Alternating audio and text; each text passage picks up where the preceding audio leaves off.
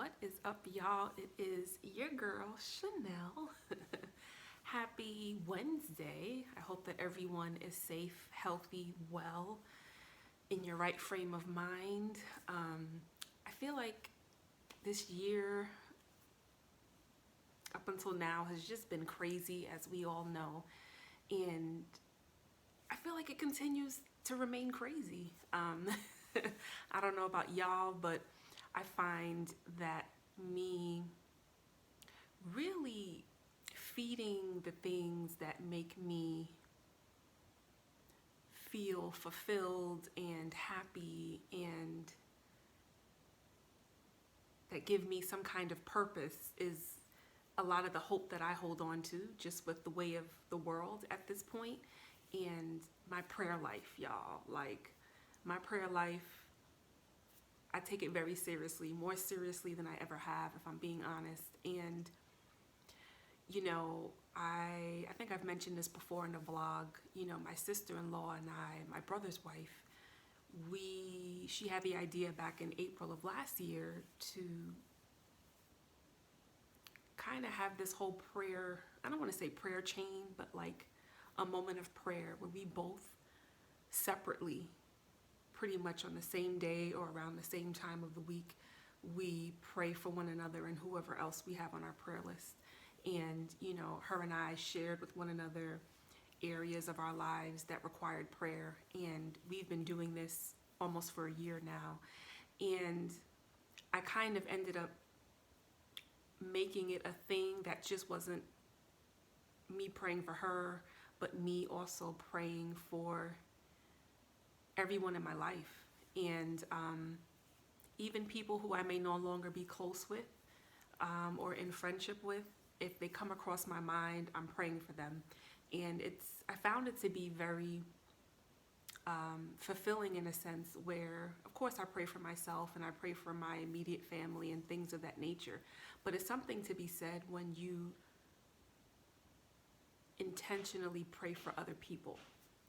And I actually look forward to the time of week where I am able to just pray and not just pray for myself and matters that only benefit my life, but to pray for the people who I care about. And it also forces me to listen to a different degree as well. It forces me to tap in and be more in tune and maybe even engage in more conversations with my loved ones so that I know how to intelligently pray. And even if I don't know all of the ins and outs, I just still give it to God and say whatever they may be faced with or challenged with or perplexed by or struggling with or whatever it is, that you show up for them in a way like no other, that you give them that clarity that they need, that you give them whatever direction or vision it is that they need. And I love that. And it's funny because when I'm finished doing this vlog, before I turn in, because I'm a night owl and my bedtime is not really until about 4:30 a.m. So before I close my eyes and go to sleep, I'm going to make sure that I dedicate, at least 30 minutes to praying for the people who I pray for. And I want to encourage you to do the same. I'm so glad that my sister-in-law introduced that to me, because normally you hear about prayer partners where we're on the phone praying together, or maybe we're on Zoom praying together, or maybe we're in person, face-to-face praying together. But it's something powerful as well when you're able to know that this is the same day that so-and-so was praying, right? And so like I said, I wanted to be intentional and use it as an opportunity to pray for other people, because it's so easy just to be self-centered in a way, and not to say that like in a conceited way, but a way to just really focus and only center on yourself when it comes to you speaking to God. But it's something to be said about, being able to dedicate time to genuinely praying for others. And as I'm getting older and God sparing my life, will be 38 in a matter of months, I'm finding that even in my relationships with others, whether they're family ships or they're friendships, I really value and see the importance of a friend who will take the time out of their life to pray for you and pray for whatever it is that you have going on, and or pray blessings upon your life, or whatever it is, you know. And I think that that's not something that you find, right? Let's keep it real. How many of us are really praying for one another? Now, there may be a whole bunch of y'all out there that's like, girl, that's me all day, every day, been doing that, you know. Or there may be some of y'all that are like, yeah, you're right. I really don't pray for my friends. I don't really pray for family like that. So I just want to challenge us all. You know, that's a good practice to have. Dedicate one day out the week to where you are intentionally thinking of others and praying for others. You are going before God's throne and his feet to cast someone else's burdens upon him, or just to pray whatever, praying for someone else and their well-being, you know. So I'll leave that there. It's so funny. So today, I'm the kind of person, if y'all don't know by now, I like to have a certain level of routine and checking things off my to-do list daily. So yesterday, you know, my husband and my bedroom looked like a tornado hit it, a disaster, right? The rest of the house remains clean, but then our bedroom always gets neglected. And so yesterday I made it a point to fold up all of the laundry that had been washed from 2 weeks ago, right? I'm keeping it very real, being transparent. You know, having an 8-month-old doesn't make some of my normal housing chores as, you know, easy, right? The way that I was able to move and do things before I had a kid. Now it makes those kinds of things just a little more intricate or challenging. And so, you know, my husband was off yesterday, and I said, you know what, as tired as I am, as much as I would love to just, you know, get some extra rest because my husband is like kind of with the baby, I said, no, Chanel, fold up this laundry. You know, I had brought new sheets. I'm someone that loves to buy new sheet sets, right? And I bought new sheets. I needed to put that on the bed.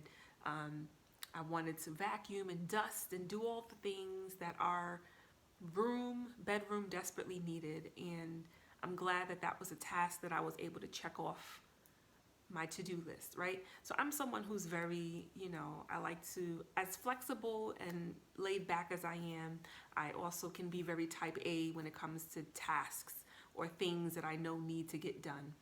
And so today, I felt like today was a day that was very just chill and lackadaisical. I had things on my to-do list to do, like to get another phone, because I'm still rocking with the iPhone 7 Plus. I've had this phone for at least 5-6 years, y'all. I'm surprised it has lasted this long, but it's starting to tweak. It is tweaking out, and I need to upgrade my phone. And I was going to go to the T-Mobile store to kind of get numbers, because I like that my phone bill is like less than $70 every month, or less than $80 every month. I paid off this phone. That's probably why I've rocked out with it. I've never had a phone this long. And I'm to the point now where I do not want to finance another phone. So whatever iPhone it is that I'm going to get, whichever one, I'm pretty much going to buy it outright, or at least pay most of the phone off, right? And so I wanted to kind of go into the T-Mobile store to talk numbers. Didn't make it there. Why?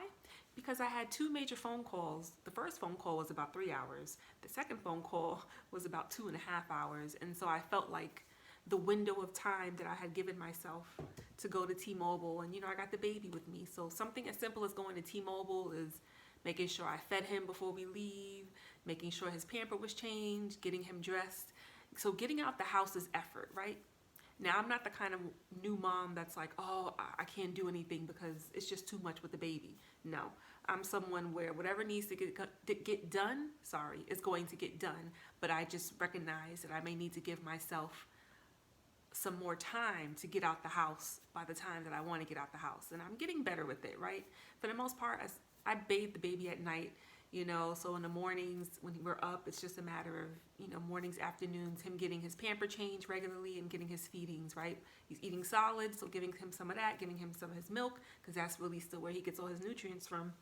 And so I'm always timing everything around when it's time for him to eat next. But those phone calls really like held me back.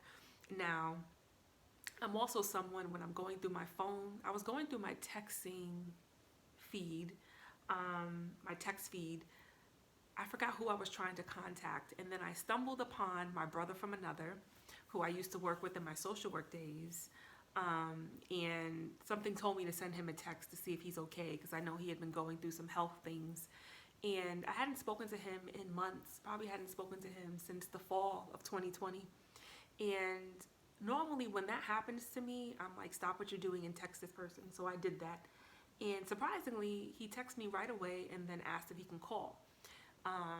So, we were on the phone for a while, because he was just bringing me up to speed with what had been going on in his life and health and all that kind of stuff with COVID. And, asking about the baby and just how things were over here. And so that slowed me down from leaving the house when I intended to.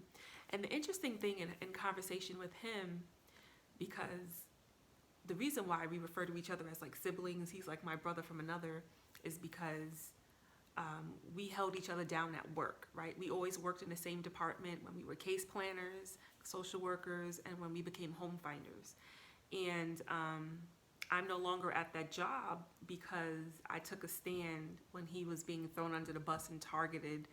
I was the only one in our department that took a stand and held him down and was honest about everything that had been going on and the type of training we weren't getting and the type of supervision we should have had that we weren't getting. And, I was defending my brother from another, right? Because he and I had, for the most part, had that department on our backs, right? When we didn't have managers, supervisors, directors over us, we were the ones holding it down. And even when they would hire people, everybody would come to us for direction and help and whatever. And so, I was very passionate, and I'm someone that's very passionate about standing up for what's right. And in me doing that, it cost me my job, right? And so I wouldn't have it any other way. I don't feel any kind of animosity about that.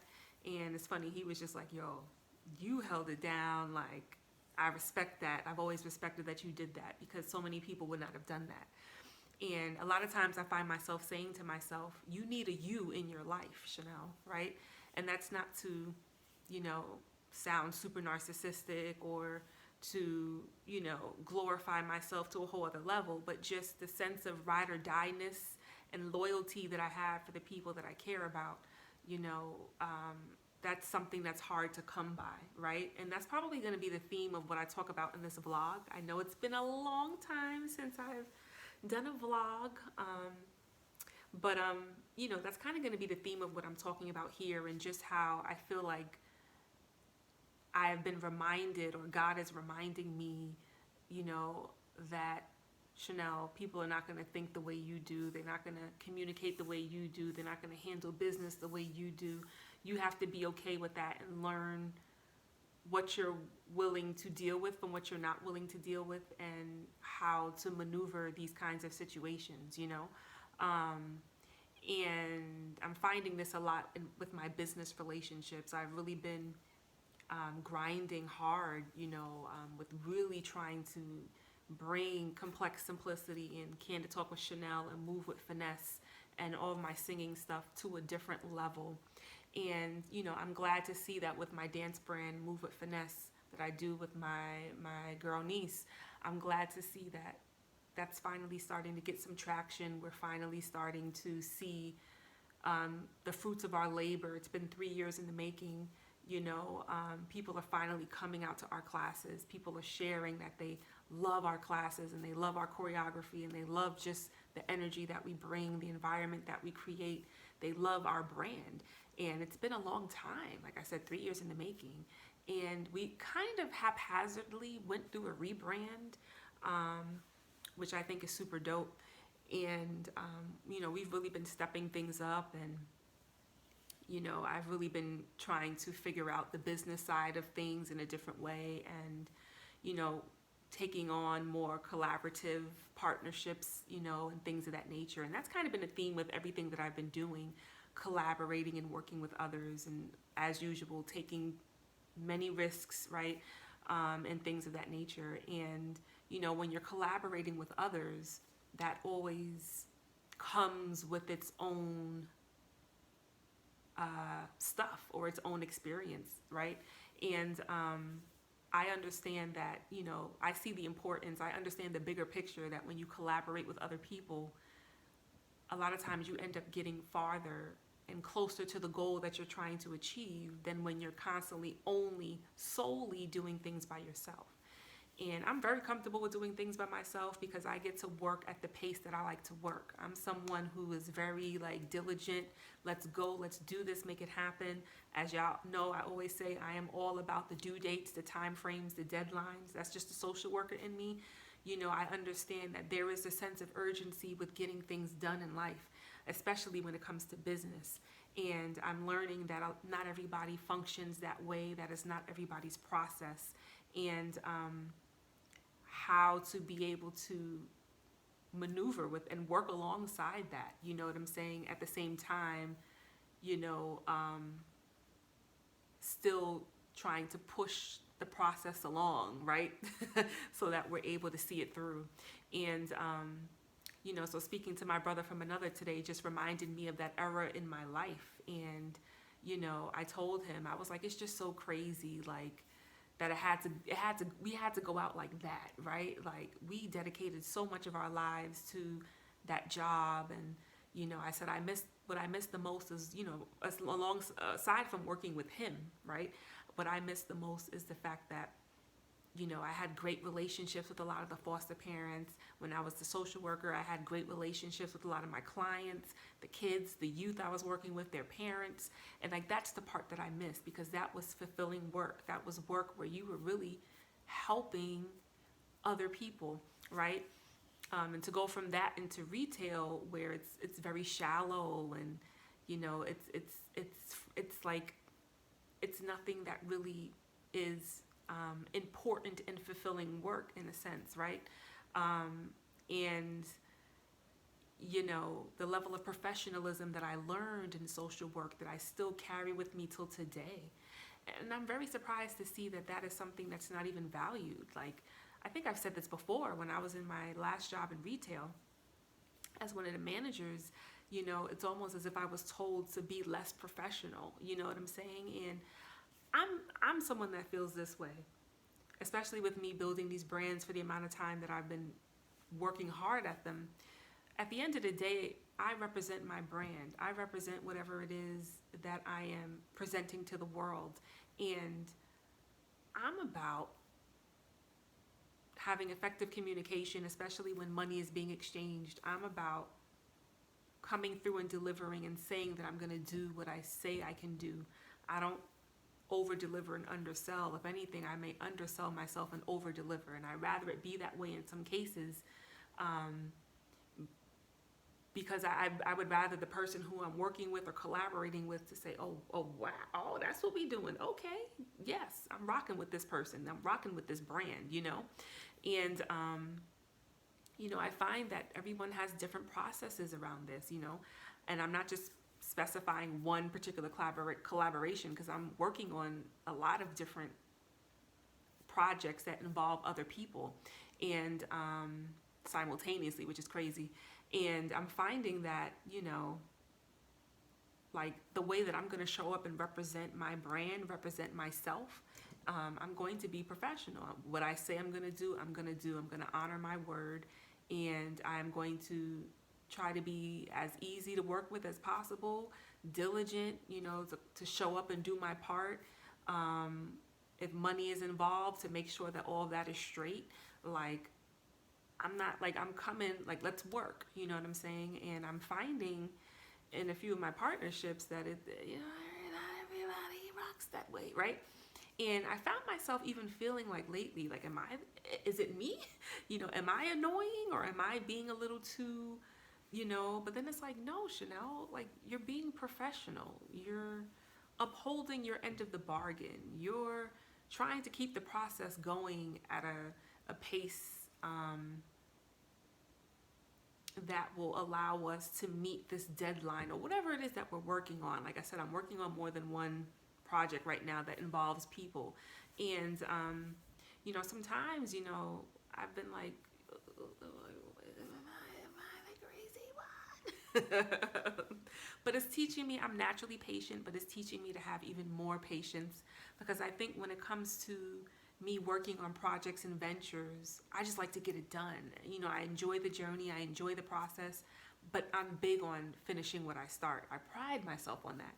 And anytime that I realize that I cannot control when something is going to be done, it can make me feel a little uneasy, if I'm being honest. And I'm learning that you roll with it, but at the same time,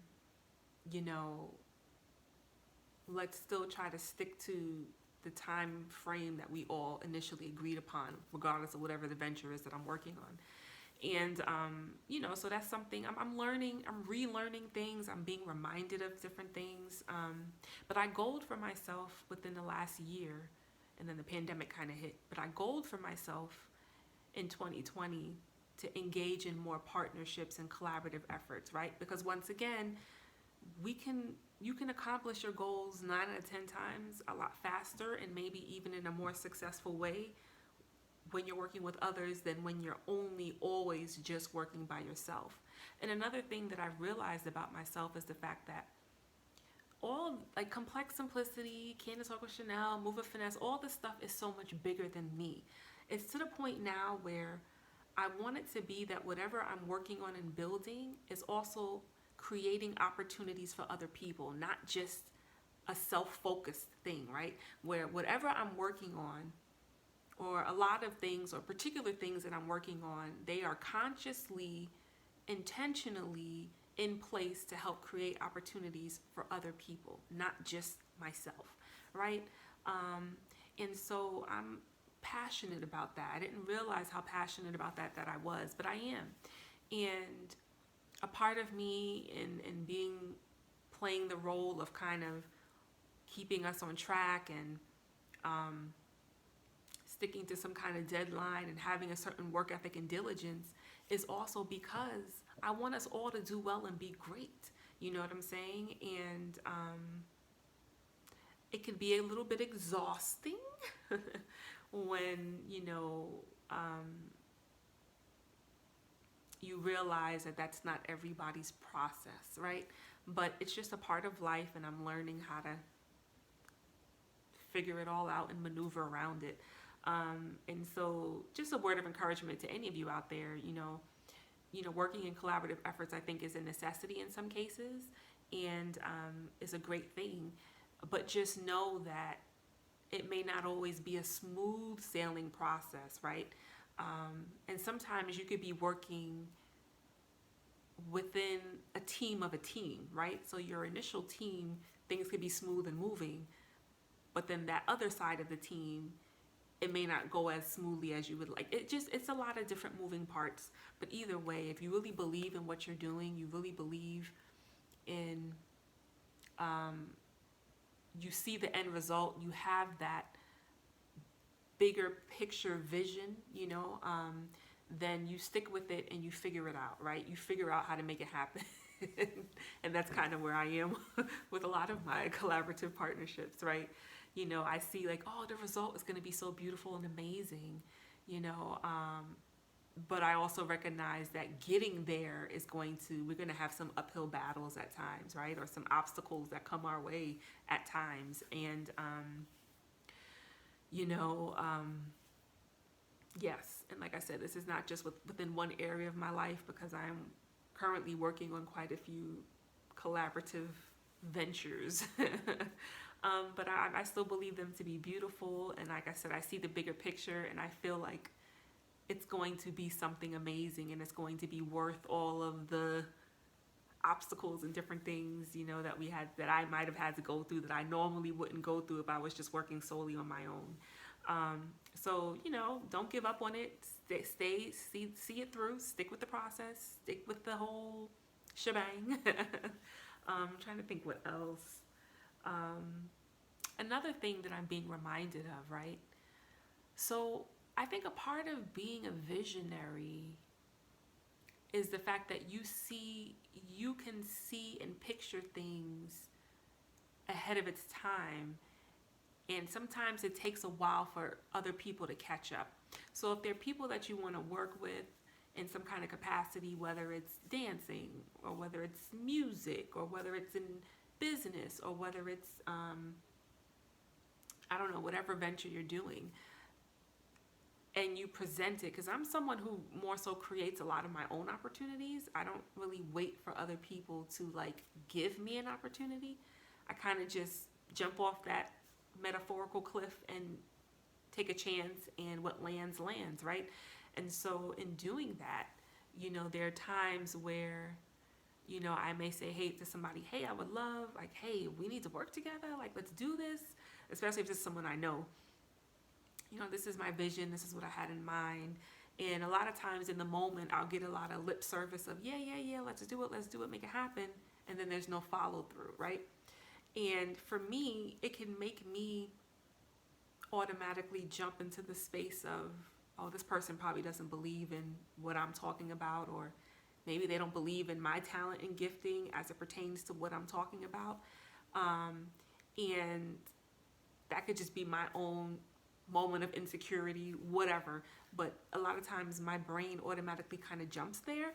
And, sometimes I have to remember that, Chanel, maybe a part of the areas that God has gifted you in is the fact that you are a visionary and that you see things clearly before, like, but there's a process to get there.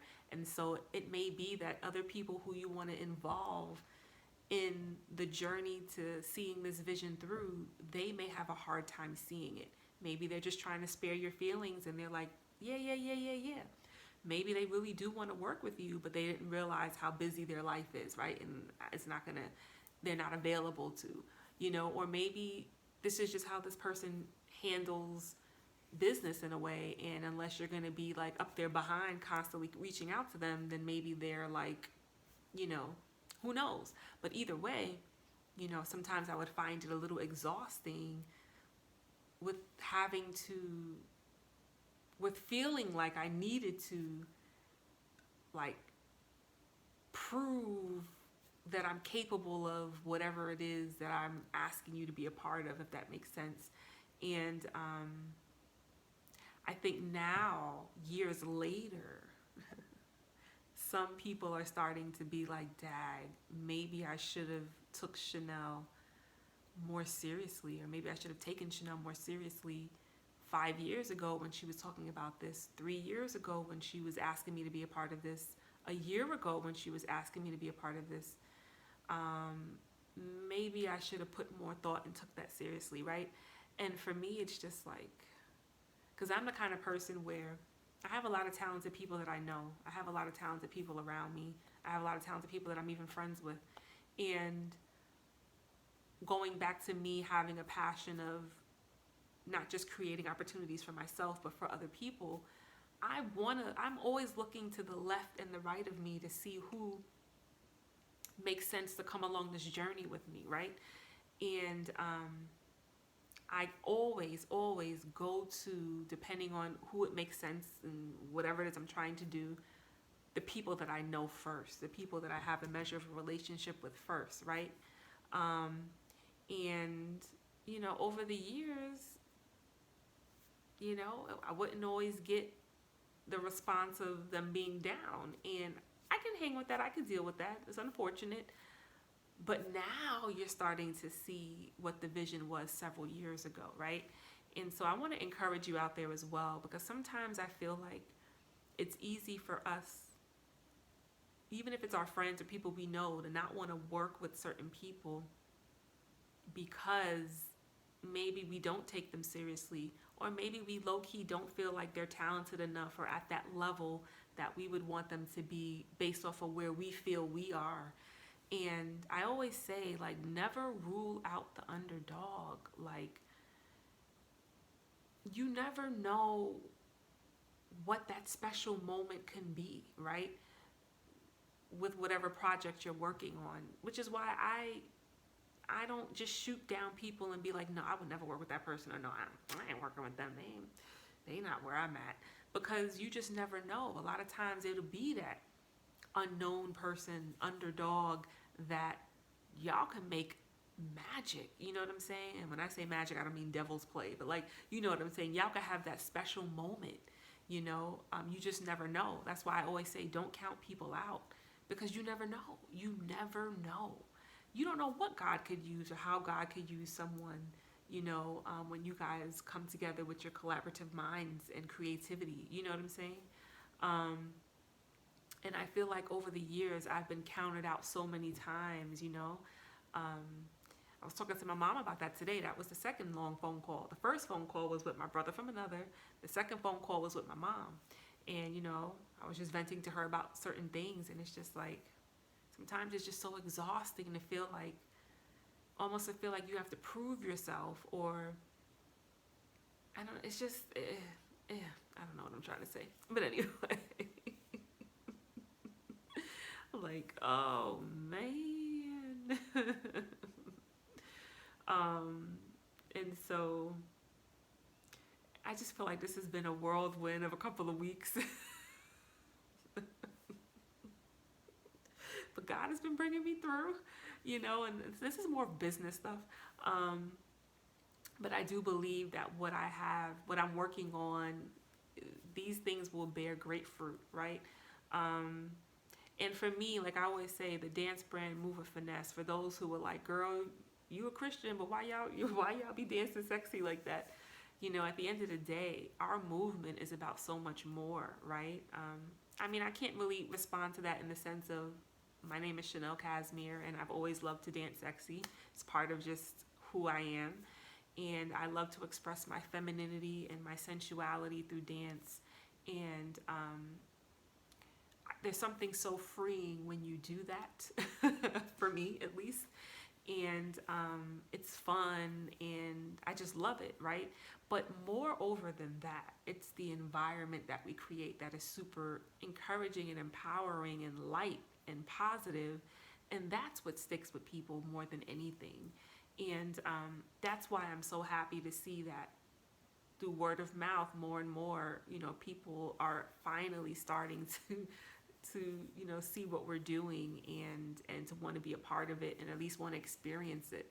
And Move with Finesse was an uphill battle, and still is. And I always say, when we first started, we were trying to figure things out, get it together. I was so out of dancer shape.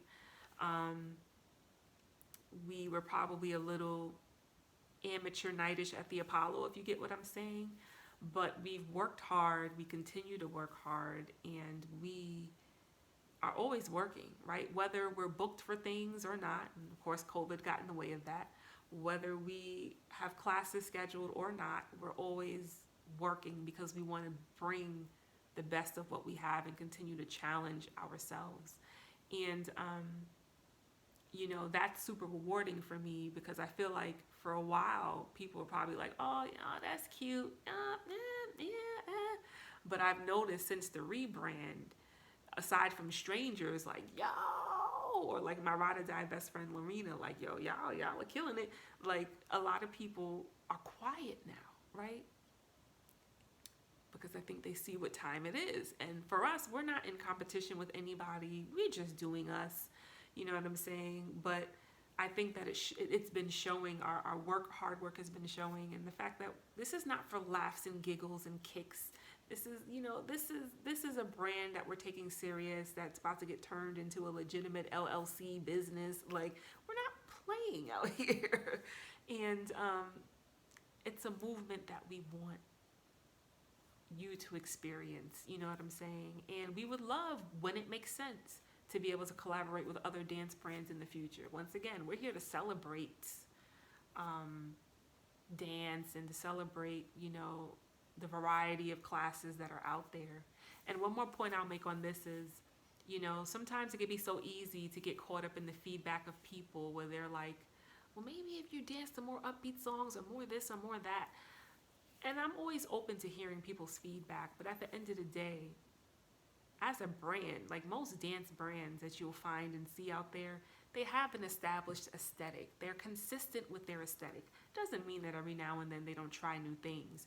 But I'm not fitting to sit here and do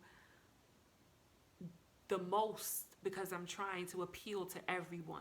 At the end of the day, our brand has a certain aesthetic, and we understand that some people will love it, and we understand that for some others that's not their vibe, and that is okay.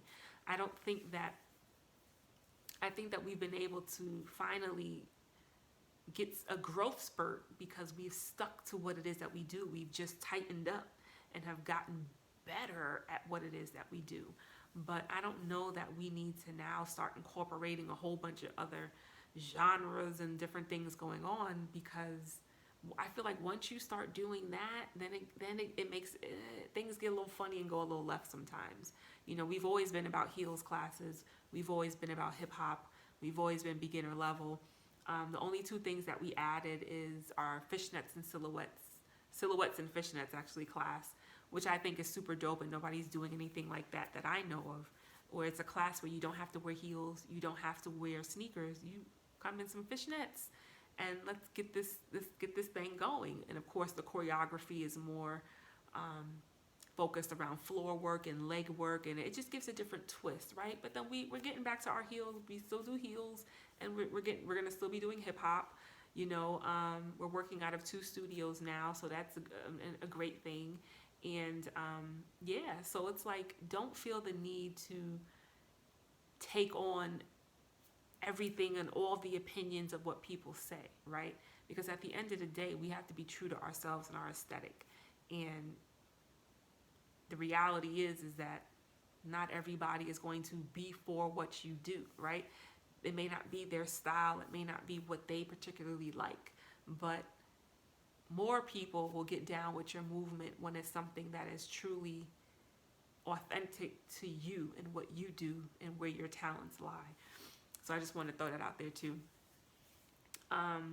But yeah, like, you know, I'm glad to see the growth that we have there, and I'm glad to see where now it's like, you know, we got a surge of followers, you know, recently, and like, so it's like we out here. Once again, we come as humble as we can, and we're all about that good energy, you know. And so, you know, overall, I don't know how I got to this point, but overall, you know, working in collaborative efforts, I feel like is super important, but it can be super challenging, you know. But don't let that deter you. Like, you stick with the vision. And going back to, you know, I feel like there's some people now, years later, who understand what my vision was from then, and they're starting to see certain things happening now. I think some may be like, dag, maybe I should have took her more seriously, or maybe I should have delivered in that area and not just kind of like wrote her off. You know what I'm saying? And sometimes that happens when you're able and you end up working with people who may even be public figures, right?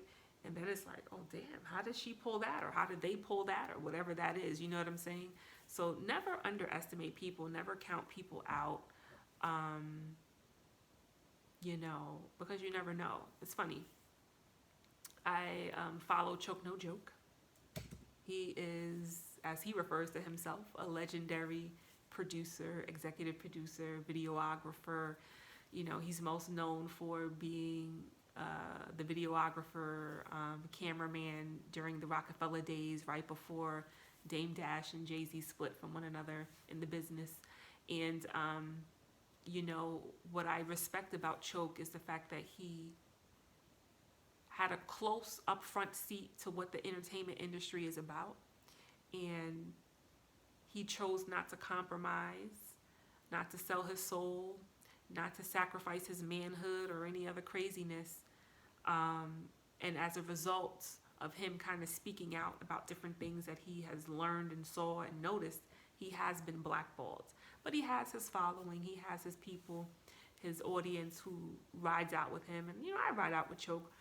But one thing he said in a YouTube live several months ago, because I had even reached out to him to see if I can interview him, because y'all know me, when it comes to my podcast, Candid Talk with Chanel, I want to have like deep conversations with people who are doing interesting and great and dope and amazing things, people who have gone through things, people who have a serious story, whatever, right? And I've reached out to him because y'all know I'm always taking chances, and, you know, he never responded. And he ended up saying in one of his lives, because I'm sure I'm one of many who probably reached out to him and wanted to interview him. His whole thing was that he felt like he has worked so hard in his career, in essence, where if you don't have a certain level of following, or you don't have, I guess, maybe a certain level of clout or whatever you want to call it, like, he's really not going to waste his time and have you interview him. And I remember commenting respectfully, like, I think that's super whack, because you're blackballed, right? So you're not going to get a lot of these major interviews anymore. Every now and then you may get one, but you're blackballed. So nobody's really touching you with like a 10-foot pole when it comes to certain things in that industry, right? And even when it comes to the podcast and radio world, they're all connected. So to be like, nah, I work too hard, in essence, to be interviewed by some nobody, I just couldn't really respect it, And I always say, you cannot count people out, because sometimes it'll be that interview. You can have someone who the world may not know, but they may be a very skilled interviewer, and they may be able to really have a great dialogue and conversation with you that goes viral. Like, why would you count anyone out for that matter? I mean, on one end, I get what he's saying, but on the other end, it's like, but the very industry that you keep banging down the doors to get a seat at the table, they're not messing with you. So you probably should consider someone who you may not know, or who you feel the world doesn't know, to have a great dialogue and conversation with you. And so that's just me. You know what I'm saying? I know everybody may have a different perspective on that, but I just never want to adopt that kind of mentality where I feel like I'm too big, to be interviewed by certain people. Like, to me, that is super whack. In this day and age, you don't even need to be no big time celebrity. Like, people go viral every day on YouTube and different things. Like, please, that's just me. That is just me. And probably because I'm also someone who, like I said, I feel like is an underdog in some cases, or who gets written off, even if it's people who I'm friends with or people who I know, about certain things, maybe that's why I'm a little more sensitive to that, but you just never know. You never know. And, yeah. I feel like I should have written down what I wanted to say. I'm like kind of trying to remember what the next point was supposed to be. So yeah, I just use that as an example. Like, don't count people out, y'all. Don't count people out, y'all. Don't count people out, They have record label executives and A&Rs out here constantly scouring YouTube and the internet trying to find the next big thing. So never, count people out. What else has been going on? Sorry if I'm like kind of jumping all over the place. But yeah. So, and don't give up, y'all. Don't give up. For me, regardless of what, even if I have a bad day, I don't give up, right? Even if things don't seem to be going the way that I want them to, I'm not going to give up, right? I'm still plugging away. I'm still working hard. I'm still trying to create opportunities for other people as well. And I still truly, ultimately believe in myself and what I'm doing, and, the giftings and abilities that God has given me. And my Christians out there, I'll double back to that topic. Please don't feel shy or shy away from coming to a Move of Finesse dance class. I promise you, like, if you don't want to be on camera, that's fine. We don't force anyone to be on camera. But at the end of the day, it is a great experience, and you shouldn't miss out on it. And I don't know when this happened, where having sensuality and being tapped into your femininity is like a bad thing when you're a Christian, right? And some may say, no, Chanel, yes, be tapped into those things, but it shouldn't be on full display. I could hear you and see where you're coming from with that. But I still feel like in the Christian world, anything sensual or sexy is like taboo. And I feel like that ends up setting up a lot of women in a not so great way when they do get married and they're, thrusted into the world of physical intimacy, and it's like they're uncomfortable, or you're like you feel lost, or you're not able to tap into certain things within yourself. There is for another day, another vlog, I will have to address that. And hopefully that's a conversation I could have with other women who are Christians in the room. Because I feel like there are a lot more Christian women who may be stifled when it comes to, that area of life. But anyway, come to our classes. They're bomb. And what else did I want to say?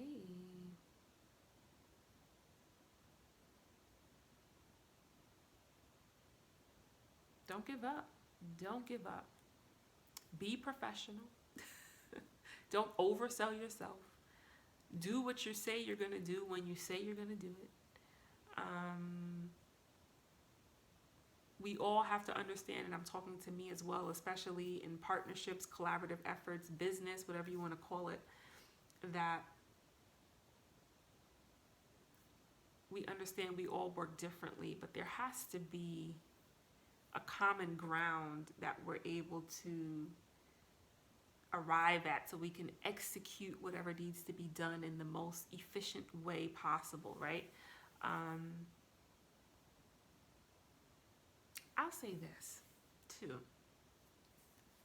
I feel like we talk a lot about knowing what we're good at, but we don't talk enough about knowing what we're not good at.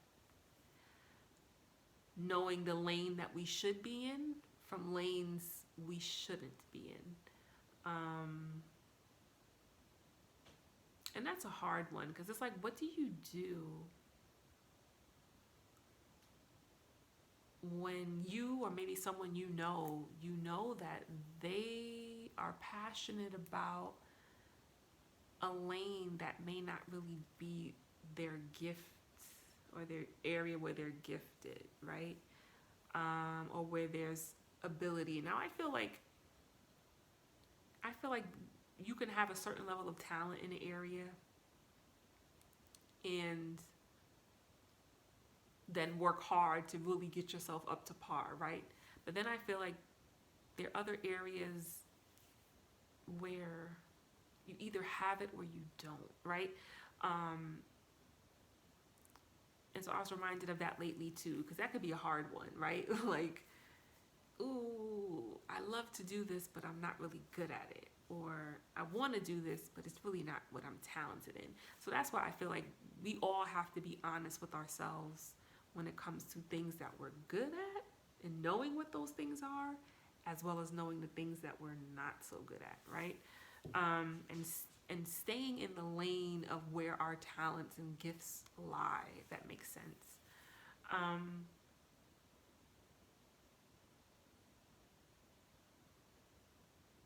also was reminded, so many things, that sometimes it'll be the craziest moment where you realize how someone really feels about you, like a friend, right? Whether you see each other all the time, whether you work together, whatever may have you, but then it'll be in a different environment or a different space with other people around where there seems to be an inconsistency with their behavior. And you're like, what is this about? Oh boy.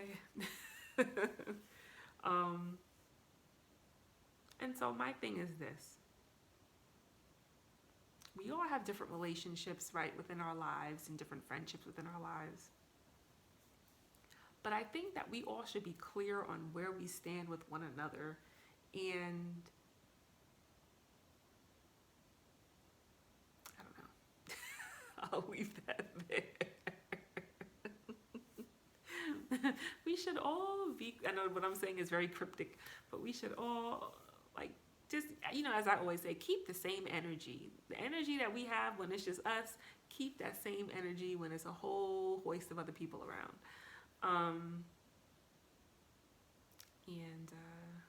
Yeah. Oh, the things I've been reminded of lately, y'all.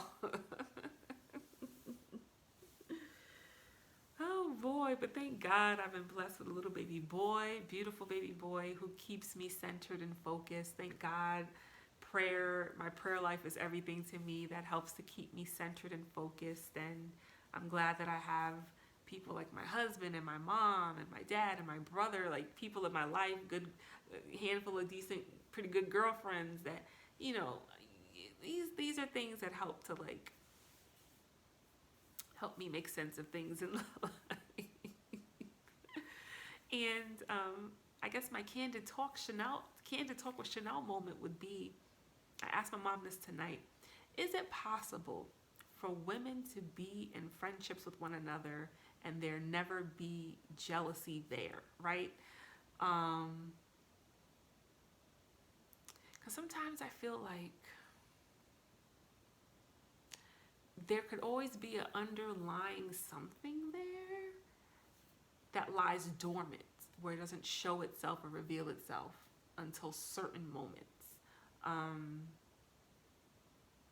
Sometimes it could be all good when it's a collaborative effort, but then when it's other ventures or other things that you may be doing that doesn't involve same groups of people, the love and support is not there in that way. You know, it's just very interesting. And I'm speaking to myself as well, because like I always say to people, I ain't above any of the things I talk about. We're all human. I'm not above being jealous. I'm a human. You know what I'm saying? I'm a human being. Like, you know, for me, anytime I feel like twinges of that is coming on, like I nip that thing in the bud, y'all. Like I don't want no parts of the green-eyed, ugly monster. And I'm ultimately about celebrating the people that I love, and that's why a big part of my love language is to be super supportive. You know what I'm saying? Because at the end of the day, a win for you is a win for all of us, right? I want all of us to do well. I want all of us to be fulfilled and happy in life. I want all of us to get to the bag. Like, I don't want it to be where it's just me that I'm looking out for. And even in some of the collaborative, you know, relationships that I'm in currently or have been in, I recognize that, going back to me feeling like I need to have a me in my life as far as loyalty, right? Someone who will hold me down, even if it meant they'd lose their job. Not that I would want that to happen, but, or someone who, you know, would create opportunities that also included other people like me. Someone who, you know, would go hard the way I go hard. I understand and I recognize that a lot of the things that I do for other people have not been done for me and probably never would or will be done for me, right? And some may be like, girl, you're a fool. Why would you do things or include people in different things that you're doing who you know would never do that for you? But for me, sometimes it's not always about what someone would do or wouldn't do for me in certain instances, right?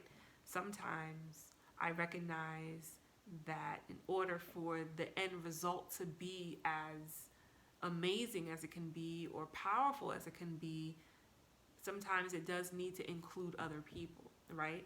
And I no longer look to do things expecting, wishing, and hoping that it's done for me in return, right? I've been through that for years of my life. In a lot of my friendships, I've been super vocal about that. Hello, go to complexsimplicity.com, go to Complex Simplicity's YouTube channel. You will see vlogs for days about me venting about the hypocrisy as far as, you know, people who don't come through for me but always expect for me to be there and come through for them, right? So I'm wise, I'm hip to that.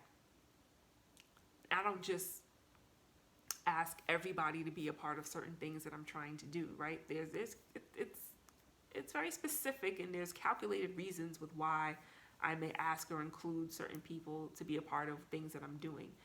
And I no longer, you know, I see what I need to see. I see what it is. I know what it is with certain situations. But at the same time, you know, I love the fact about myself that because I want us all to do well, and because I would love to create opportunities for others, and because I can see the bigger picture with this particular thing, the vision, yes, I may ask or pray about certain situations and who to involve, right? And I only feel like my blessings are only going to be better and greater in the end, right? Because I'm not necessarily just moving in a way that's based off of how someone would treat me, if that makes sense.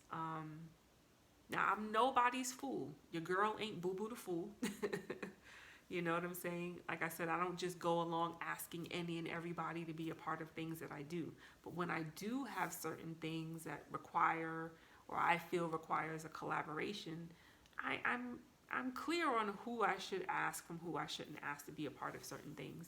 But at the end of the day, I'm not like out here trying to be used and abused. No, not at all. But in the same vein, I recognize that there are times in certain collaborations where, as easy as I may make it, or as comfortable as I may make it with certain areas, that probably wouldn't be done for me. Or if I'm sharing an opportunity, that might not have been shared with me. But at the end of the day, I'm thinking about the bigger picture and how impactful and amazing and dope the end product, the end result, the outcome could and would be, if that makes sense. And so I say that to say, don't always let your feelings of, but this person wouldn't do that for me, stop you from achieving a certain level of greatness in collaborative efforts and teams. And I've been reminded of that once again a lot this year, this last year, because there are lots of things that I'm doing for others that they didn't do for me when it was my turn, or wouldn't do for me, so to speak, if the roles were reversed. But at the end of the day, like I said, God's got me, and I know my blessings are going to be what they're going to be. And once again, I am not Boo Boo the fool. I'm very clear on what I see and what I know, and what I feel, and what my intuition and guttural instincts are telling me. But at the end of the day, I do respect what the bigger picture and what the outcome can potentially be. And sometimes, you got to bite the bullet, and in spite of what people would or wouldn't do for you, you press on. You know what I'm saying? And I feel like it only really inspires people in the end anyway. And that's really what I'm about. Aside from creating opportunities for others and myself, it's to inspire and to challenge and to encourage us all to go for it, to make it happen, to take risks, to not be afraid to fail, to go for the things and the goals that we have for our lives, like to just go for it and stop being scared, stop always sitting on the sidelines with the shoulda, coulda, wouldas, and go live that life. I know there are a few people who are probably like, damn, if I was so cool with Chanel, I would have took that opportunity and ran with it if she asked me to be a part of something, And that's not to blow smoke up my own behind or anything like that, but just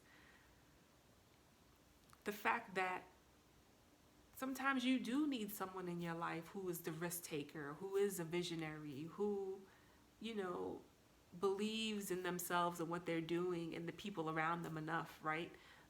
Once again, I need me in my life. Like, I would love to be around someone who will take the lead with risk taking, and will take the lead with having a vision, and will take the lead with certain things. You know what I'm saying?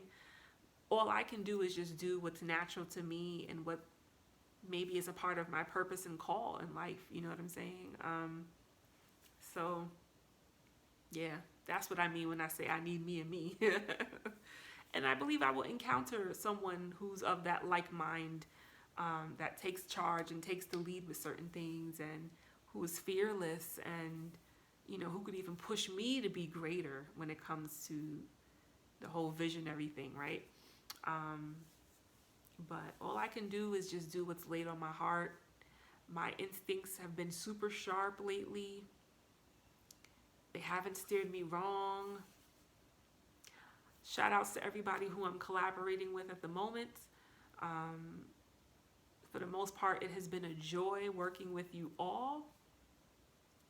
When I'm referring to challenges and things like that, it probably has to do with things outside of the realm of our collaboration, if that makes sense. But I feel like in two different areas of my life, I'm collaborating with people that I'm familiar with, but then we're collaborating with unfamiliar people. And so a lot of the challenges or other things that I'm talking about doesn't directly pertain to the people that I know who I'm collaborating with, but more so pertains to people who I've never worked with before, who I don't know like that are part of the collaboration in some way. And but either way, I thank everybody who is working with me, who has approached me with opportunities, who has agreed or been willing to work with me based off of something that I approached them with. Like, either way, I'm thankful. This is all such an amazing learning curve, and it's teaching me what I need to know. It's molding me for where it is that I need to be for what's to come. And I'm thankful for it all. So don't be afraid to work in partnerships, people. Professionalism is everything. Don't be like my job in retail where they kind of turn their nose down at professionalism and want you just to be frenzy with all your clients. There's something to be said about being professional. There's something to be said about honoring your word. There's something to be said about having effective communication skills.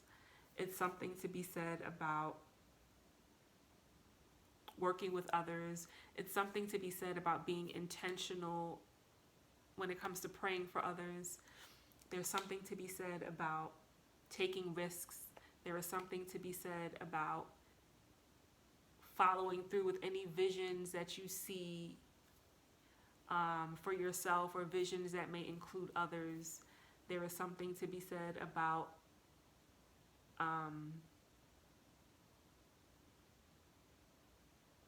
believing in yourself. There's something to be said about knowing what you're good at and talented in and what you're not. There is something to be said about giving people their flowers while they're here. And I'll touch on this and then I'll end this vlog. Giving people their flowers while they're here. I tend to do that a lot, even with high profile people whose artistry, content I love and admire. And it's not to say that I'm trying to work with everyone and no. But I'm big on giving people, their roses while they're here and they're alive. And if that turns into us working together, great. But that's not the ultimate goal in a lot of cases. And so, also, you never know, even some of these high profile people, if you DM them something or you send them a clip of something or whatever, they're watching. So much so that you may even start to see some of your creative content a part of theirs. So be careful with all that too, because I'm someone who can be gung-ho with giving people their flowers and sending clips, whether it's of, my girl group and I singing, or whether it's of my girl niece and I dancing or whatever. I have to slow my roll and remind myself that some people will just use your artistry, swagger jacket, and not give you credit. So be careful with that as you're trying to give people their flowers. Lesson learned. But that these high profile people, they're watching. Don't ever think that, they don't pay attention to the nobodies. Not everybody has the philosophy that Choke No Joke does, right? When it comes to, listen, I work too hard to be being interviewed by people who, don't even have 20,000 followers. I don't know. Don't quote me what he said. There are some high profile people that pay attention to what the unknowns are doing out here. At the end of the day, we're all humans, folks. My days of being super starstruck, I think, are over. I mean, I was in a situation recently where, I got the opportunity to work with someone who I admire to a whole other level. And yes, I might have had a quick moment of it, but then I was able to get to work and do what needed to get done. But for the most part, I'm really not like starstruck out here or like, you know. Oh, I'll end with this. If you stay ready, you never have to get ready. I am constantly reminded of that. For the years that I was doing complex simplicity and, wasn't getting the traction that I wanted and really still isn't getting the traction that I want, it wasn't in vain. Hundreds of vlogs that I did wasn't in vain, because that training has helped me to be able to be in front of a camera, whether I'm dancing, to be in front of a camera, whether I'm doing a vlog, to be in front of a camera, whether I'm singing, to be in front of a camera, whether I'm doing an album release or interviewing people. That has helped me to be able to deliver on camera without even thinking. It's like breathing, it's natural to me. So if you're working on something, you're building a brand or whatever it is that you're doing, and you feel like you're not getting any traction, nobody's checking for you, nobody knows who the heck you are, don't worry. Continue plugging away and going and working and doing what you have to do, because it's only preparing you for what's to come. And that opportunity that I had, that amazing opportunity to interview my favorite artist, Doobie Powell, at his album release, and to like cover the whole thing, had I have not been comfortable in front of the camera, had I have not like been vlogging for all those years already, hundreds of videos out there, had I have not had content, had I have not just flexed that muscle constantly, I wouldn't have been ready. I didn't even have an opportunity to prepare the way that one would like, right? It was kind of if I was asked on a Wednesday to cover it and it was on a Friday, I had to make it happen and figure it out, right? Certain opportunities you recognize in life, you can't just throw away. I wasn't going to let my fear stand in the way. I was going to make it happen. And so staying ready is important. All throughout the pandemic, I'm very pregnant. I'm writing songs, working on music, not realizing that aside from my own personal EP project that I've been working on, that my songwriting would have come in handy for another opportunity. So when you stay ready, you don't have to get ready. Continue flexing whatever muscles it is that you're doing, because that's only going to help prepare you for what's to come. Because talent will get you but so far, folks. Work ethic is everything. And I'm glad that I kind of straddle that line very well of being creative, but also being able to deliver in time, going back to them deadlines, time frames, due dates, right? Being able to be creative and have that process, but then being able to have it done. You know what I'm saying? And I can't speak on another project that I'm working on right now, but this month I had to get some amazing things done, and had we as a collective not stayed ready, we wouldn't get ready. Had I have not stayed ready as the person who's kind of pushing this process along and keeping us accountable with certain things, then perhaps we wouldn't have been able to handle the opportunity in the way that we did. So please, folks, stay ready so you don't ever have to get ready. People don't have to be checking for you. Y'all heard me say with Move with Finesse, whether we have a dance class scheduled or not, whether we have bookings or not, we're still working on choreography and dancing all the time. That is what has helped me to get myself back to closely to the dancer shape that I once had, right? Very important. Very, very, very important. Same with my songwriting. It's a pandemic. We're all quarantined and at home. I'm pregnant. Where am I going? So why not work on this music? Why not write to the many tracks my brother kept emailing me all year long? You know what I'm saying? Why not just constantly flex the songwriting muscle, right? Why not, record 40-something podcasts? Why not? Or maybe I recorded like 30 in the pandemic, but why not? You know what I'm saying? So whether people were listening to it like that or not, like flex the muscle so that you stay ready. You're disciplined. You get better and better and better, right? So talent will get you but so far. Your hard work, your work ethic, when no one's looking, when no one's on your back, when no one's bombarding you, that helps to get you where you need to go. And I keep saying I will end with this. I will really end with this.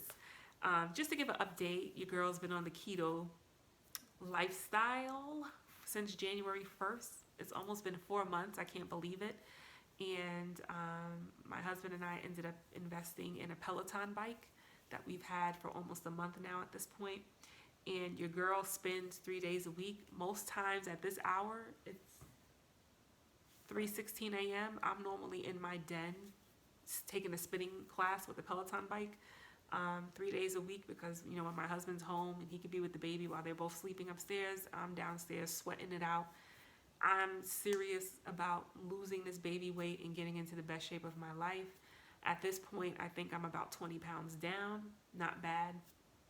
And I'm a little bit more, I'm like halfway to my goal.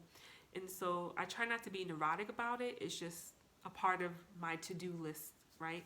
So I know 3 days out the week, Chanel, when your husband is home, the wee hours of the morning, that's you time, that's my me time, and that's when I go and handle my business. Especially with COVID and all the stuff happening, and just hearing, you know, the more heavier you are or overweight you are, that puts you at risk for COVID. And just, I don't want no health issues. You know, when you have a baby, when you're pregnant, you're constantly, you know, receiving medical care. You're constantly being tested, poked, prodded, you know, so many different blood tests and different things you have to take. So when your health is being monitored for like almost a year consistently, you know, you realize, and thank God I was predominantly healthy, you realize the importance of staying that way. And I was always somebody that didn't want to get married and lose myself and let myself go. I didn't want to become a mother and lose myself and let myself go, right? If anything, those are things that help to motivate me to be in the best shape that I can be and to be as healthy as I can be. And, you know, so I've been enjoying, I eat really clean. I don't do the dirty keto. I'm someone who could eat the same thing every day. So my meals consist of a lot of salmon, a lot of kale, a lot of spinach, you know what I'm saying? Very low amounts of carbs and sugar. And I'm able to, you know, add the working out, which has really helped tremendously. So I'm here for the slenderization process that I'm going through. I do feel good on the inside. It helps me to have energy to keep up with the 8-month-old every day, all day. And it also helps to give me the drive and the focus that I need, you know, with building all the things that I'm building and the different projects I'm working on. And any moments of anxiety or stress I may feel, working out has always been an amazing outlet for me when it comes to that. So just, you know, anyone who may be thinking about doing the keto diet, you know, it is achievable.